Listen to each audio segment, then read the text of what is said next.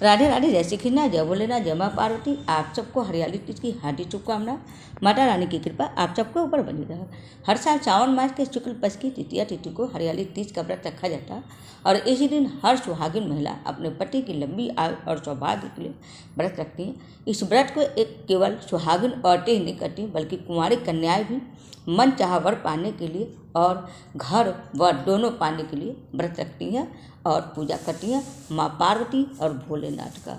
इस दिन हर सुहागिन महिलाएं दिन भर व्रत रखने के साथ साथ 16 श्रृंगार करती है। हरे रंग की चूड़ियाँ, हरे साड़ियाँ पहनने की परंपरा है। ये सब पहना जाता है 16 श्रृंगार करके। उसके बाद माता रानी का और भोलेनाथ का पूजा अर्चना किया जाता है। तो आइए जानते हैं तृतीया तिथि कब से कब तक है, क्योंकि तृतीया तिथि विद्यमान रहता है जब उसी में ये त्यौहार व्रत रखा जाता है। तो उदया तिथि से जब तृतीया की प्राप्ति होती है उसी दिन से माना जाता है। तो सावन माह की शुक्ल पक्ष की तृतीया तिथि की प्रारंभ हो रही है 26 जुलाई दिन शनिवार को रात 10:41 के और इसकी समाप्ति हो रही है 27 जुलाई दिन रविवार को रात 10:41 पर।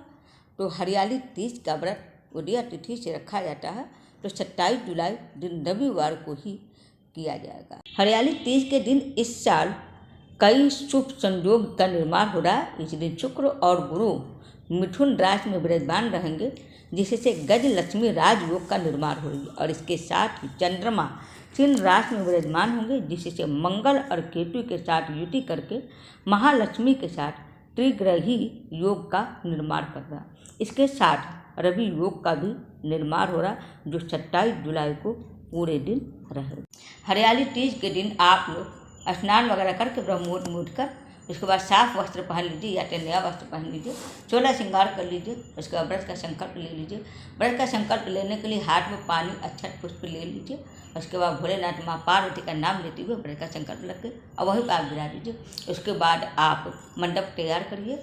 भोलेनाथ माँ पार्वती और गणेश जी का मिट्टी का प्रतिमा या गोबर से प्रतिमा बनाइए, या तो आप बालू से भी बना सकते हैं। शिवलिंग एक बना कर रख लीजिए। उनकी सखियों को भी बनाया जाता है, आप उनकी सखियों को भी बना कर रख सकती हैं। अगर आप ये भी सब नहीं कर सकते तो आप लोग प्रतिमा या मूर्ति जो भी है आपके पास वही रख के आप लोग एक कलश स्थापित कर दीजिए दाएं साइड में। उसके बाद आप घी का डिब्बा जला लीजिए। इस तरह से करके आप पूरा मंदिर को सजाकर तैयार कर लीजिए। भोलेनाथ माँ पार्वती गणेश जी को भी सबको तैयार कर लीजिए।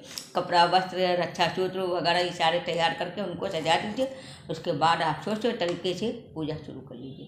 पूजा करने के बाद आप लास्ट में कथा सुन लीजिए। कथा सुनने के बाद आप पूजा को संपन्न कर सकते हैं। अब भूल चूका क्षमा जरूर करें। उसके बाद फिर प्रदोष काल में आप फिर से पूजा कीजिए। अगर चंद्रमा देखकर आप पारण करते हैं तो आप चंद्रमा देखकर पारण कर सकते हैं, और नहीं करते हैं आप लोग तो दूसरे दिन आप फिर से जो है पूजा करिएगा। भोलेनाथ माँ पार्वती गणेश जी का पूजा करिएगा। उसके बाद भोलेनाथ माँ पार्वती का अगर आप मिट्टी का बनाया है तो आप लोग विसर्जन कर दीजिएगा, और ब्राह्मण को जो वस्त्र और श्रृंगार माँ पार्वती जी को चढ़ाई है वो ब्राह्मणी को आप दान में दे दीजिएगा, और उसके साथ सीधा भी ऋतु फल भी रखकर आप लोग दक्षिणा के साथ दान दे दीजिएगा। इस तरह से आप करिएगा। और उसके बाद कथा आप शाम को भी सुन लीजिएगा, सुबह भी सुन लीजिएगा। इस तरह से करने के बाद सिंदूर लेना बोला जाता है, तो सिंदूर आप माँ पार्वती जी को पूजा में लगाइएगा, मांग भर दीजिएगा। इसके बाद दूसरे दिन जब आप पारण करते हैं या तो चंद्रमा को देखकर आप पारण करते हैं, पार्वती जी को लगाइए। उसके बाद अपने मांग में भी लगाइए, और माँ पार्वती जी का आप ओम उमाय नमः मंत्र का उच्चारण करके आप पूजा कर सकते हैं। भोलेनाथ का नमः शिवाय मंत्र बोलकर आप पूजा कर सकते हैं। तो उम्मीद करती हूँ आप सबको मेरा वीडियो पसंद आया होगा। हरे कृष्ण हर हर महादेव।